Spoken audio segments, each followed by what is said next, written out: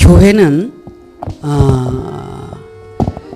사람이 세우는 게 아니라 하나님이 세우는 겁니다. 저희 교회 의증교회도 이 교회를 사람이 세웠다고 생각할 수도 있습니다. 하지만 이 사람을 통해서 하나님께서 세우신 교회라는 걸 여러분들은 아셔야 됩니다. 그래서 이 교회란 그러면 무엇을 하는 곳인가? 교회가 왜 이렇게 하나님이 정말 지금까지 이 교회를 이끌어 오셨고 또 지금까지 저희들을 이렇게 보살피고 계신지 그 이유에 대해서 우리가 먼저 잘 알아야 된다고 생각을 합니다. 여러분, 교회 창립은 하나님께서 교회를 세우신 날을 교회 창립이라고 합니다. 물론 이 외적인 교회가 있을 때 하나님의 교회가 이제 이루어지는 겁니다. 이 교회가 없이는 저희들이 하나님의 말씀을 들을 수도 없고 우리가 교회들로 거듭날 수가 없다는 겁니다. 이 교회를 통해서 교회들이 나타나야 된다는 겁니다. 인간적으로 생각하면 부모의 그 뱃속에서 태어나서 이제 청년이 되고 이제 조금 더 성장이 되면 결혼을 하거나 결혼을 할 때가 되면 이제 결혼을 해서 이제 아기도 낳고 이렇게 사는 거잖아요. 이렇게 한 가정을 일궈내듯이 교회를 통해서 정말 그 하나님의 생명을 잉태하고 나아서 행복하고 정말 올바르게 성장할 수 있는 그런 그 생명의 실체. 그러니까 부모가 자식을 낳아서 그 부모의 생명을 이어받는 것과 같이 하나님의 그 생명을 통해서 이제 그 생명을 깨닫고 알아서 이제 성령의 잉태를 통해서 하나님의 아들로 나음을 입는 그런 이제 교회가 실제적인 교회라는 겁니다. 물론 여러분에게 지난주에는 이제 고린도전서 13장, 그 전주에는 고린도전서 13장을 제가 이렇게 여러분에게 전했는데 사실 어떻게 보면 고린도전서 그 12장에 믿음의 그 은사, 성령의 은사, 성령을 따라 주시는 그 은사에 따라서 우리가 점진적으로 이제 변화되는 걸 말씀하고 있습니다. 여러분, 인간이 남녀가 결혼을 해서 아기를 가졌다 하자 이겁니다. 그럼 반드시 남자도 있어야 되고 여자도 있어야 된다는 겁니다. 남자만 있어가지고 아기를 낳을 수가 있습니까? 절대로 낳을 수가 없습니다. 그러면 여자만 있어도 아기를 낳을 수가 있습니까? 못 납니다. 반드시 남자가 있어야 하고 여자가 있어야 자식을 낳을 수 있다는 겁니다. 우리 교회가 창립이 되고 지금까지 존재했다는 것은 거기에 남자가 있었고 여자가 있었다는 겁니다. 그래서 여러분들이 지금 존재하고 있다는 겁니다. 그런데 정말 이렇게 낳아놓은 자식들을 내 자식이 아니라고 한다고 해서 내 자식이 아닐 수가 없고 내 부모가 아니라고 한다고 해도 내 부모가 아닐 수는 없는 겁니다. 우리는 분명히 누군가로부터 육신적으로 나음을 입었듯이 영적으로도 나음을 입었다는 사실에 대해서 여러분들은 부정할 수가 없는 겁니다. 하나님께서 교회를 왜 세우시느냐? 그 교회를 통해서 하나님의 생명을 잉태하고 낳아서 하나님의 자녀들로 만들기 위해서 하나님이 교회를 세우셨다는 겁니다. 그런데 여기서 우리가 정말 중요하고 깊게 알아야 될 것은 이제 교회를 들어와서 하나님의 말씀을 듣고 하나님을 믿고 우리가 신앙생활을 하기 시작부터 하나님은 우리에게 은혜를 베푸시는 겁니다. 은혜를 베푸시는데 어떻게 은혜를 베푸시냐 하면 성령의 역사로 은혜를 베푸십니다. 그래서 각 사람에 따라서 그 성령의 분량대로 나눠주면서 하나님의 살아계심과 역사하심을 느끼고 신앙생활을 할 수 있도록 도와주신다는 겁니다. 이것이 바로 성령의 잉태가 시작이 되는 시점입니다. 하나님을 믿고 말씀을 믿고 우리가 이런 신앙생활의 어떤 그 삶을 통해서 성령의 역사, 성령의 그 능력을 맛보면서 하나님의 살아계심을 알아가는 겁니다. 그런데 중요한 게 여러분, 남녀가 결혼을 해서 여자가 아기를 가졌다고 한다면 가진 즉시 아기를 낳을 수 있나요? 못 낳죠. 한 달이 지나고 두 달이 지나고 석 달이 지나고. 그런데 처음에 그 잉태했을 때는 아기를 가졌는지 안 가졌는지 몰라요. 그렇죠? 시간이 지나고 몇 주가 지나고 정말 그 한 달이 지나서 그때야 비로소 입덧이 시작이 되고 그러면서 이제 아기를 가졌다는 것을 알게 되는 겁니다. 그래서 그 아기를 가졌다는 걸 알게 될 때 어떻게 해요? 그 아기가 잘 내 뱃속에서 성장할 수 있도록 조심을 하고 맛있는 것도 먹고 건강하게 키우기 위해서 많은 노력을 합니다. 그렇죠? 그런데 그 아기가 예를 들어서 6개월이 됐다고 해서 그 애를 낳을 수가 있나요? 못 낳죠?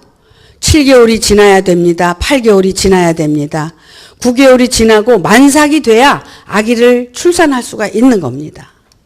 그러면은 그동안에 성령의 잉태가 아니라 아기를 잉태하고 가지고 있는 그 엄마는 그 아기가 건강하게 자라서 낳을 수 있도록 최선을 다해서 그 아기의 그 생에 대해서, 생명에 대해서 신경을 쓰고 온 심혈을 기울입니다. 물론 뭐 엄마만 그런 게 아니라 아빠도 마찬가지죠.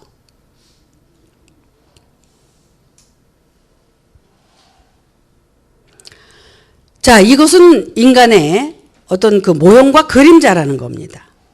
인간이 남녀가 결혼을 하고 성장해서 남녀가 결혼을 하고 아기를 잉태하고 낳는 이 모든 인간의 삶은 모형과 그림자라는 겁니다. 어떤 모형과 그림자냐면 우리가 지금 신앙생활을 하고 우리가 깨닫고 알아야 할 영적인 세계의 모형과 그림자라는 겁니다.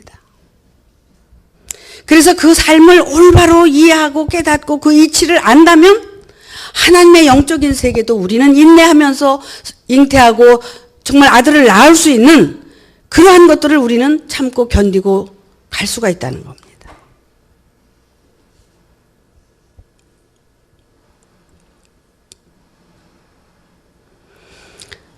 우주적인 차원에서 보면 하나님은 이 대우주를 어머니의 자궁과 같이 만들어서 하나님의 생명을 잉태할 수 있게끔 역사를 하신다는 겁니다. 그 중에 많은 행성이 있고 많은 별들과 많은 것들이 이 우주 안에 존재한다고 해도 그 중에 우리가 살고 있는 행성은 지구라는 행성입니다. 이 지구는 하나님께서 이 지구라는 그 자궁을 만들어 놓고 이 자궁 안에서 하나님께서 정말 그 생명의 소중성을 깨닫고 그걸 알게 하기 위해서 이 지구라는 자궁 안에 모든 생명의 실체들이 거기서 태어나고 죽고 태어나고 죽고 그래서 거기서 생명을 잉태하고 낳는 이런 모든 법칙을 세워놓고 우리 인간을 거기에 두셨다는 겁니다. 너무나 거대하게 우리가 이해를 해야 될까요? 지구 안에 모든 생명들이 그렇게 지금 살아가고 있지 않습니까?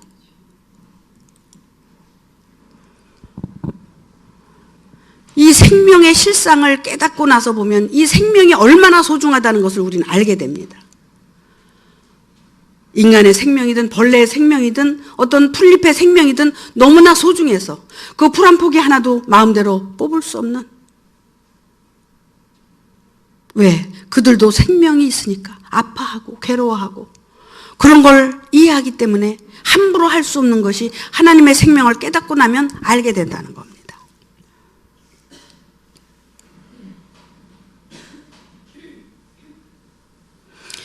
우리에게 이런 자연 만물을 통해서 하나님의 생명을 알려주듯이 성경을 통해서도 우리에게는 하나님의 생명이 얼마나 소중하다는 것을 알려주신다는 겁니다. 그래서 여자의 자궁에 정말 그 정자를 받아들여서 한 아기를 잉태하고 태어나게 하는 그 자궁과 같이 이 지구도 우리 인간을 잉태하고 태어나게 하는 그런 역할을 한다는 겁니다. 모든 만물이 그래서 우리에게 교훈하고 있고 알려주고 있다는 겁니다.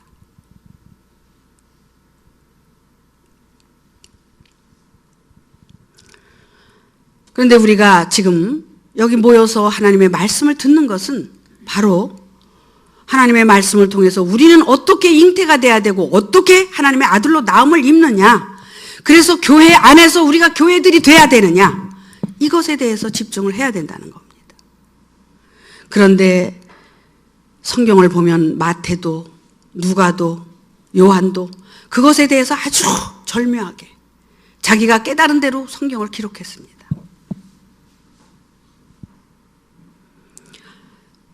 그 중에 마태는 14대 42대 42대를 거쳐서 요셉이 마리아를 받아들이고 예수를 낳았다고 합니다. 이것도 어떤 면에서 보면은 예수가 태어나기까지 42대를 통과해서 이렇게 태어났다고 하지만 우리가 신앙생활에 우리가 원초적인 그런 어떤 인간으로 태어나서 이 신앙생활에 이 삶을 통해서 하나님을 알기까지 또 나의 생명이 얼마나 소중하고 내 생명이 정말 영원한 생명으로 깨닫기까지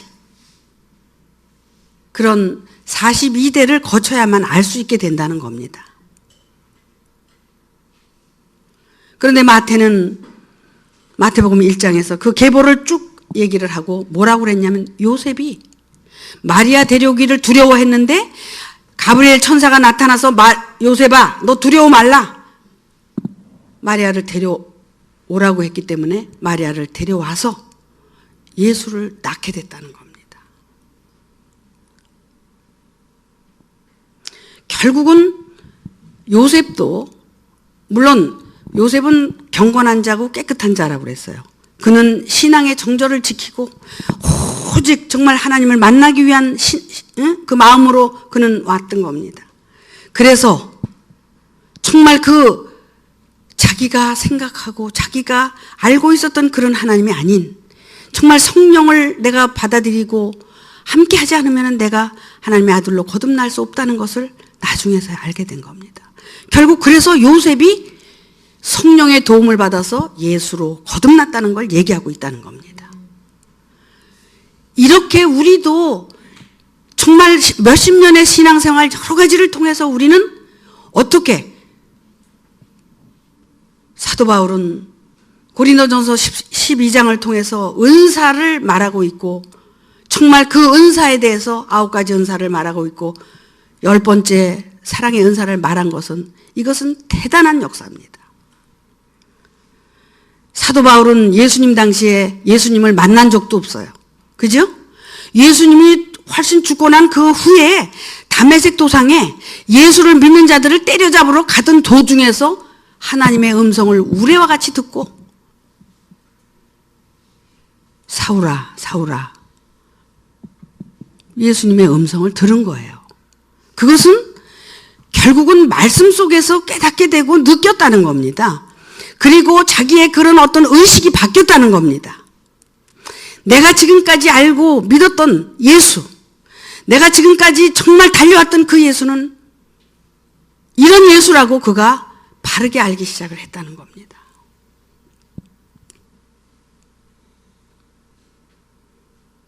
그랬기 때문에 사도 바울은 로마서를 기록했고 사도행전을 기록했고 서신서를 기록할 수 있었던 사람입니다.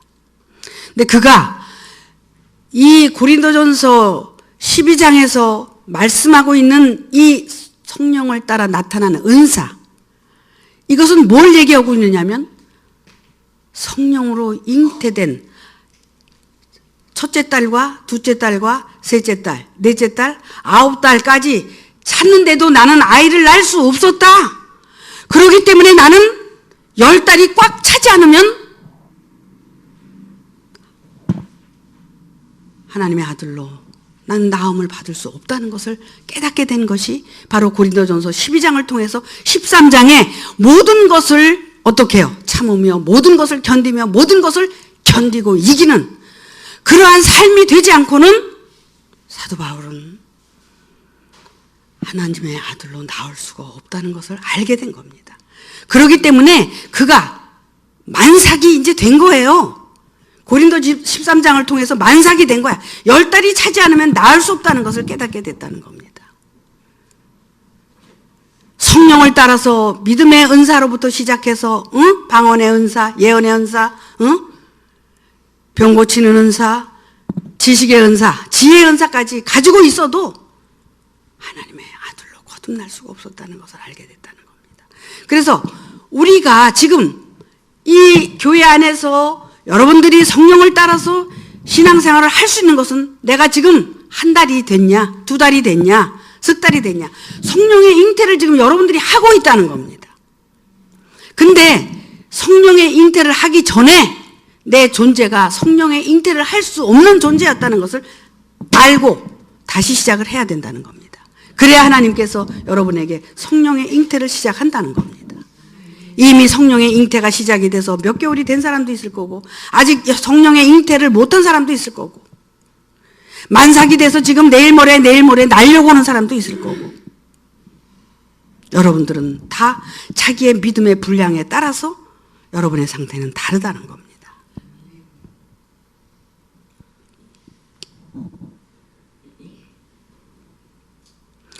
하나님께서 교회를 창립하고 교회를 세우신 목적이 이겁니다. 여러분들을 말씀으로 불러서 말씀으로 잉태하고 말씀을 통해서 여러분들을 낳아서 결국 하나님의 아들로 거듭나게 하시려고. 그래서 진리가 너희를 자유케 하리라. 그래서 여러분을 종으로 삼았다가 자유자로 하나님의 아들로 만드셔서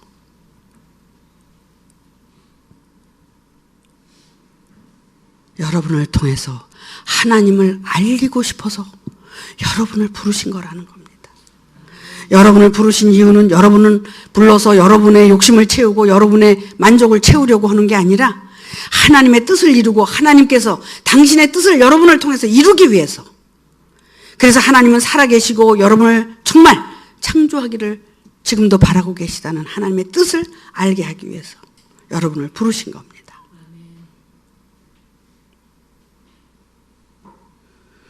그렇다고 본다면 지구가 정말 하나님의 자궁이라고 생각했을 때 거기에 모든 만물을 창조하시기 위한 자궁이라고 생각했을 때 우리 의증교회는 여기는 뭐예요? 하나님께서 하나님의 생명으로 여러분을 낳기 위해서 의증교회라는 자궁을 하나님께서 허락하신 겁니다. 인간이 하나의 생명을 잉태하고 태어나기까지 고뇌하고 고통하고 괴로워하고 정말 뱃속에 그래도 그러잖아요. 야, 그래도 뱃속에 있을 때가 괜찮아. 너 낳고 봐라. 응? 얼마나 더 힘든데. 이런 얘기 하죠. 여러분이 아들이 되면 무척 좋을 것 같잖아. 근데 아들이 되면 좋긴 좋지. 아들이 되니까. 그런데 아들이 되면 그 아들의 자격으로 할 일이 있는 거예요. 해야 되는 일이 있는 거야. 예를 들면 여러분 이런 건 있어. 여자가 아기를 낳은 사람은 다 알 거예요. 저도 애를 셋씩이나 낳았으니까. 여러분들도 자식을 낳았잖아. 근데 10달 동안 그렇게 힘들고 고통스럽지만 그 아이를 낳아놓고 나면은 그 고통스러운 것이 싹 잊어버리고 어때요? 그 아이한테 관심이 있죠. 그래서 그 아이를 또 어떻게 잘 키울까라는 생각밖에 없어. 그렇잖아요? 이렇게 생명이 소중한 거란 말이야. 그러니까 우리는 그 고통스러웠던 지난 날을 다 잊어버리고 다시 태어난 그 기쁨으로 우리는 또 살아야 된다는 거죠. 그거를 거듭남이라고 그러고 부활이라고 그러고 깨달음이라고 그러고 이렇게 말을 하는 거예요. 그렇다면 우리는 지금 성령의 도움을 따라서 하나님께서 주시는 그 은사를 통해서 우리는 지금 잉태되어 가고 있다는 사실을 잃어버리면 안 되는 거예요. 예수님께서 요단강가에서 정말 세례를 받았을 때 너는 내 사랑하는 아들이요 기뻐하는 자라고 하셨잖아요. 그는 예수가 애굽에서 출애굽을 하고 광야에서 그 모든 훈련을 종의 훈련을 받은 거예요. 그 받은 것은 뭐냐면은 그 9가지 은사를 다 수행을 하고 순종하고 살았던 거예요. 그랬기 때문에 요단강가에서 요한에게 세례를 받은 것은 이제 10번째 은사를 가지고 그 삶을 살고 있을 때 너는 내 아들이라고 인칭을 받고 사랑하는 아들이라고 인정을 받는 겁니다. 그랬을 때 이제 요단강을 건너서 하나님의 아들로서 이제 살아가게 되는 거죠. 이와 같이 우리는 이렇게 어떤 장소적인 변화가 아니라 상태적인 변화로 우리가 의식의 변화가 돼야 된다는 겁니다. 깨어나야 된다는 거예요. 우리가 자기 의식이 깨지고 변화가 되지 않는다면 내 안에는 나하고 상관이 없는 거예요. 그래서 우리가 하나님의 말씀을 통해서 내가 아무것도 아닌 존재라는 것을 깨닫고 피조의 자리로 갔을 때 우리는 새롭게 다시 창조받을 수 있고 다시 거듭날 수 있다는 것을 늘 말씀을 드린 겁니다. 이렇게 해서 우리는 반드시 언젠가 그날은 만삭이 돼야 된다는 거. 그것이 마태복음 24장에서 마지막 날을 준비하는 겁니다. 그래서 만삭이 된 날은 그 마지막 때, 외적으로 우리는 만삭이라고 표현했지만 어떤 면에서 보면 내가 나를 부인하고 저 끝자락에 가서 있는 나를 보는 그런 시점을 얘기하는 겁니다. 어떻게 보면은 이제 만삭이 되니까 아기를 낳는 그 순간이지만 내가 부인되고 내가 더 끝자락에 가 있으면 내가 깨닫는 것과 동일하다는 겁니다. 어떻게 보면 우리가 그거를 잘 느끼질 못하는 거예요. 이건 어떤 하나의 고정된 그런 생각 속에서 머물러 있기 때문에 그래. 의식의 변화가 되면 다 알게 돼요, 여러분들이. 그러니까 이 속사람이 변화되는 겁니다, 여러분. 겉사람이 변화되는 게 아니라 속사람이 변화되면서 하나님의 사람으로 거듭나가는 거예요. 그래서 인간적인 그 사랑을 통해서 하나님의 사랑으로 거듭나는 겁니다. 인간의 사랑은 부분적인 사랑을 말하고 조건적인 사랑을 말합니다. 그러나 하나님의 사랑은 온전한 사랑을 말해요. 무조건적인 사랑이고 거기에는 조건이 없는 겁니다. 무조건적인 사랑이에요. 여러분이 자식을 낳았을 때 자식에게 어떤 조건적인 사랑을 합니까? 부모가 자식을 사랑하는 거를 생각을 해보면 정말 이건 끝없는 사랑이에요. 인간의 사랑도. 무조건적인 사랑이고 끝없는 사랑이란 말이야. 자식에게 어떤 조건적인 사랑을 하는 부모는 인간의 사랑에 못 미치는 거죠. 그러나 인간의 사랑도 완숙된 사랑은 자식에게도 무조건적인 사랑을 할 수 있는 자라는 겁니다. 이것은 모형과 그림자지만 우리가 하나님의 사랑은 하나님께서 우리를 잉태하고 낳아서 성장시키고 변화시켜서 하나님을 알게 하기까지 하나님은 무조건적인 사랑을 우리에게 베푸신다는 겁니다.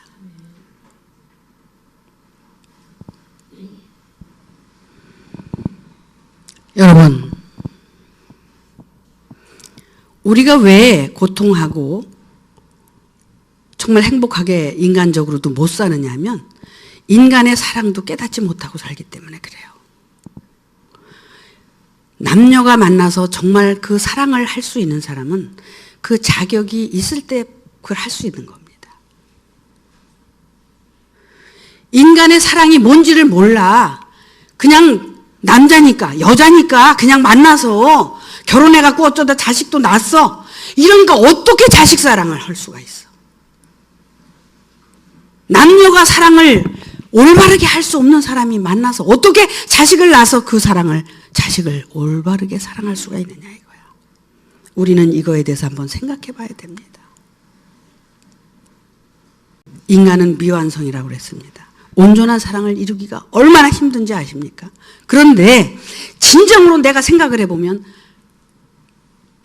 정신세계가 올바르고 남자도 올바르고 여자도 올바르다면 온전한 사랑은 할 수 있다고 생각을 합니다. 그러면 그 사랑 속에서 그 사랑의 아름다움을 통해서 정말 남자는 여자를 여자는 남자를 사랑해서 자식을 낳고 자식을 사랑할 수 있는 사람은 하나님의 사랑을 깨달아갈 수 있다는 겁니다. 하나님께서 나를 생명을 사랑을 완성시켜 갈 수 있다는 겁니다.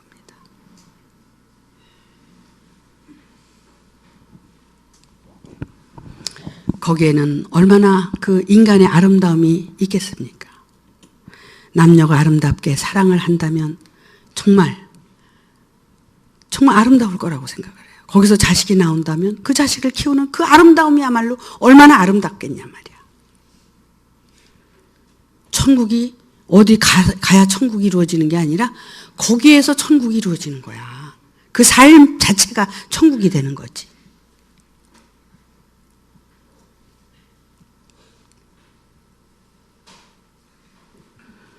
여러분 자신을 한번 돌아보세요. 저도 돌아보겠습니다. 과연 우리가 인간의 사랑도 올바로 하고 사는지, 인간의 사랑도 올바로 우리가 하고 산다면 하나님의 사랑을 깨닫고 느낄 수 있다는 겁니다. 이렇게 우리가 인간적인 삶을 바르게 살지 못하는 것 때문에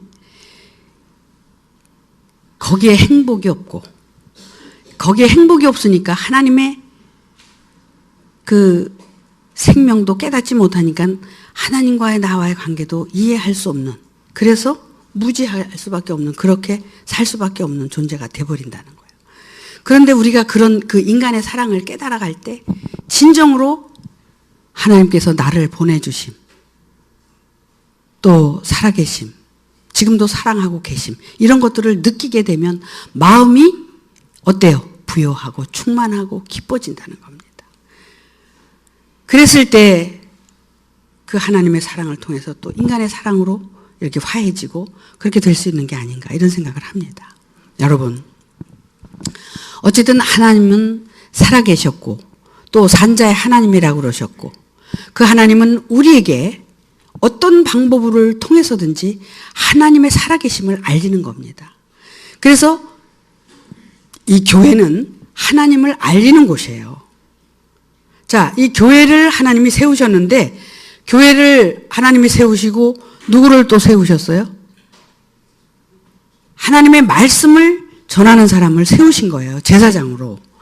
그리고 나서 그 말씀을 듣고 변화되고 교회로 만들어질 수 있는, 교회가 될 수 있는 존재들을 보내셔서 말씀을 전하는 자와 듣는 자가 있게 하신 겁니다.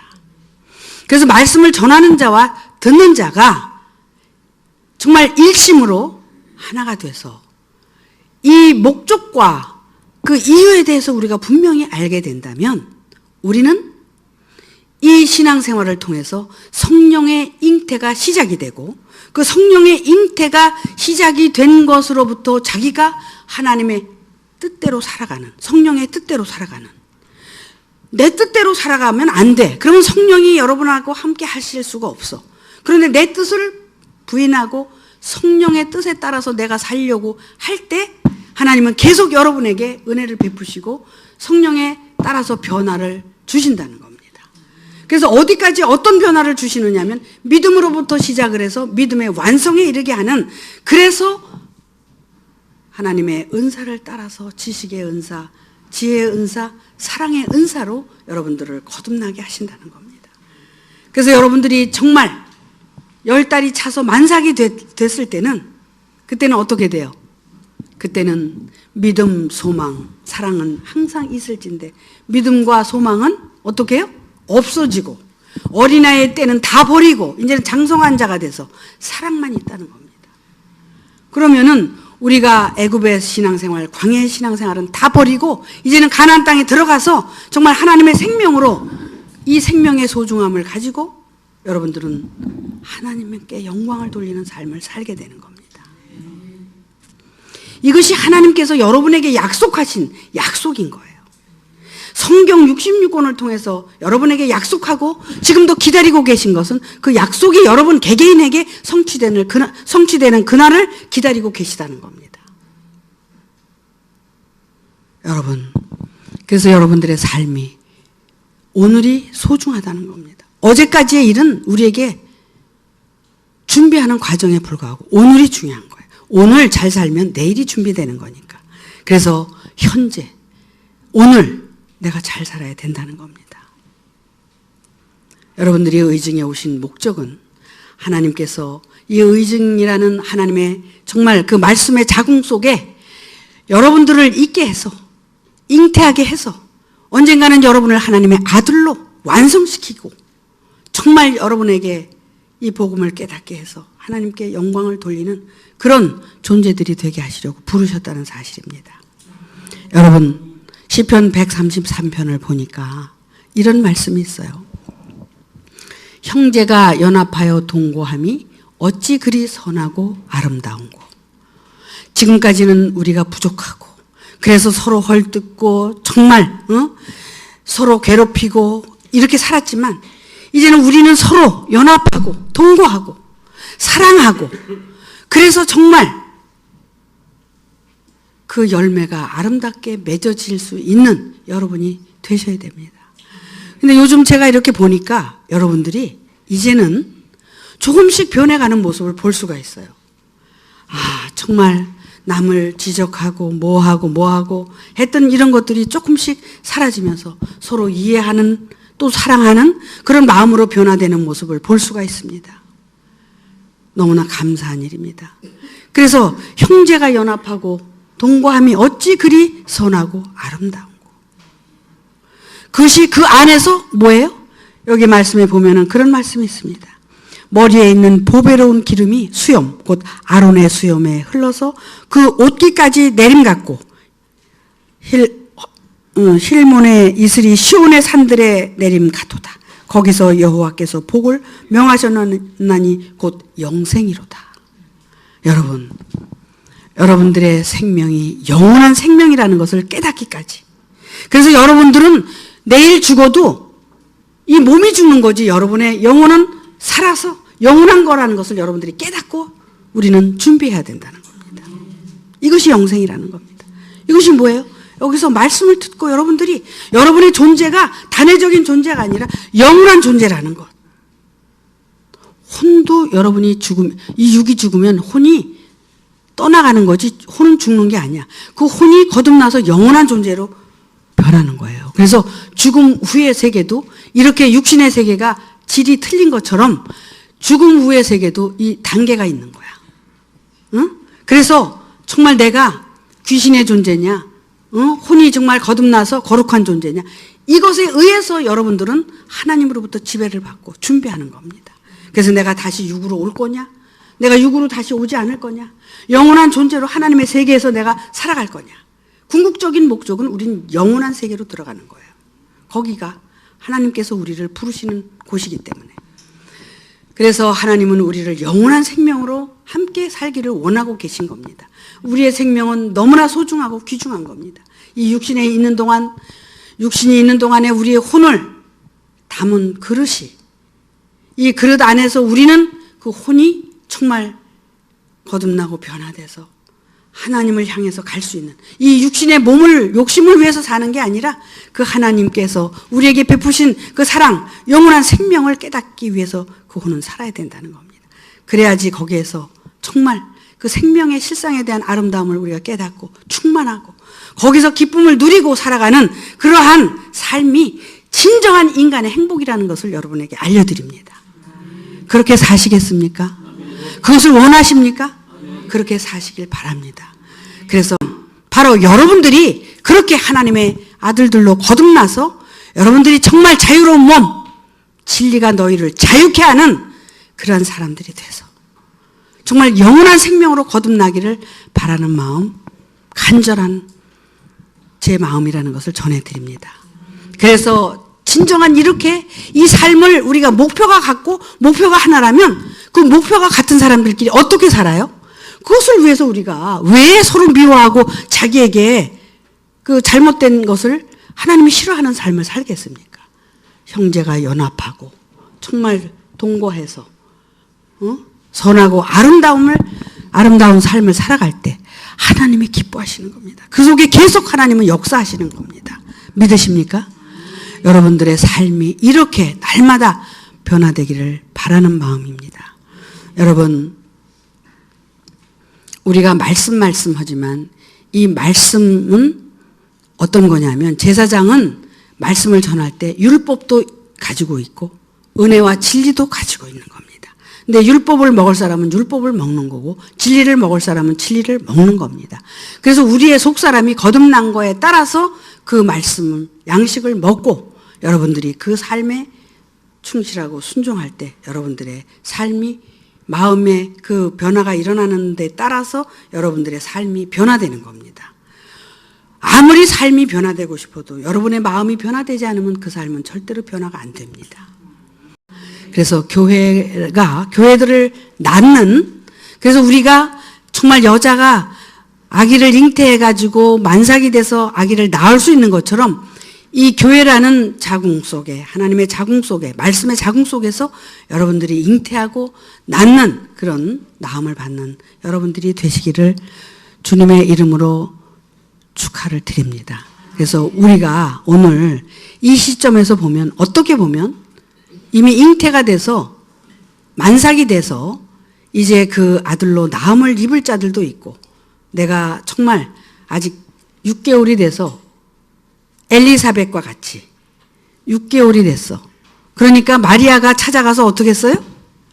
마리아에게도 잉태가 됐고, 그 마리아가 또 거기서 6개월이 되니까 어디로 갔어요? 또 그 엘리사벳에게서 떠나서 예수를 낳는 것과 같이 먼저 세례 요한을 낳고 그 다음에 또 예수를 낳는 것처럼 여러분들은 어떻게 해요? 모세를 먼저 낳아야 돼.